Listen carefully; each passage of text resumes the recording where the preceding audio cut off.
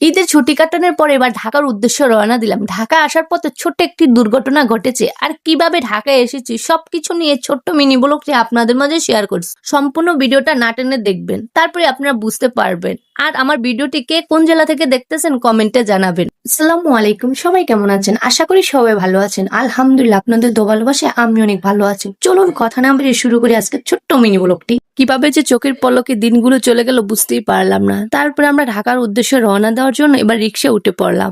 রিক্সা উঠে আমরা আঁকাবাঁকা রাস্তাগুলো দেখতে গ্রামের কতই না সুন্দর, আর আমরা দেখতে দেখতে আমরা বেতুয়া লঞ্চঘাট চলে আসলাম। ওই যে দেখা যাচ্ছে বেতুয়া লঞ্চঘাট, আর লঞ্চও দেখা যাচ্ছে। তারপর আমরা টার্মিনালের ভিতরে যাওয়ার জন্য প্রথমে টিকিট কেটে নিলাম, তারপর ভিতরে চলে যাচ্ছি। আমরা যে সময়টা আসছিলাম বেতুয়া লঞ্চঘাট তখন এতটাও ভিড় ছিল না। তারপর দেখি 4টা লঞ্চ ছিল বেতুয়া লঞ্চঘাটে। আমরা ভেবেচিন্তে টিপু 14-তে উঠে পড়লাম। তারপর আপনাদের ভাইয়া কেবিনের জন্য সবকিছু ঠিক করে এবার কেবিনের চাবি নিয়ে নিল।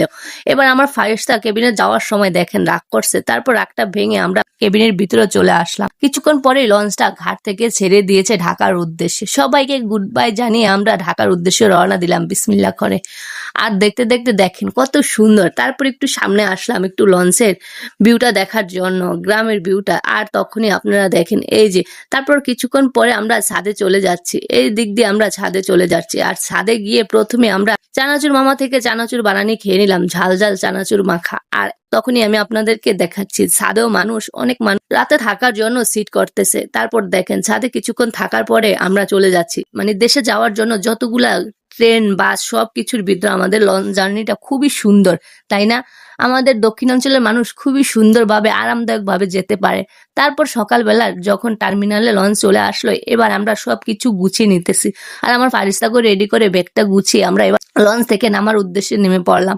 লঞ্চ থেকে যখনই নামি দেখেন মানুষের এত ভিড়, আস্তে আস্তে সাবধানে আমরা লঞ্চ থেকে নামতেছি। আর দেখেন কত মানুষ, সব মানুষ দেশ থেকে মা বাবা ভাই বোনের কাছ থেকে আসে, সবাই আত্মীয় স্বজন সবাই একটু একটু করে ভালোবাসা দিয়ে যায়। এই মাথার উপরে বস্তাগুলা যে দেখেন, এগুলা বস্তা না, এগুলা হয় ভালোবাসা। এই বস্তাগুলা টানতে এত কষ্ট লাগে না, কারণ এগুলার ভিতরে মা বাবা ভাই বোন সবার আত্মীয় স্বজনের একটু একটু করে ভালোবাসা ঢাকা শহরে দেয় তার প্রিয়জনকে।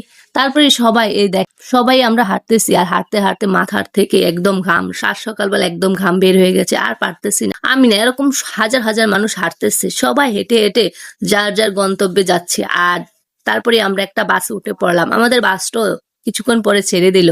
আমরা দেখতে দেখতে আমাদের গন্তব্যে চলে আসলাম। আর আসার পথে আমার ছোট্ট একটা দুর্ঘটনা হয়। একটি অটোর সাথে বাড়ি খেয়ে দেখে আমার হাতের অবস্থা কি অবস্থা হয়েছে, হাতটা কেটে একদম শেষ।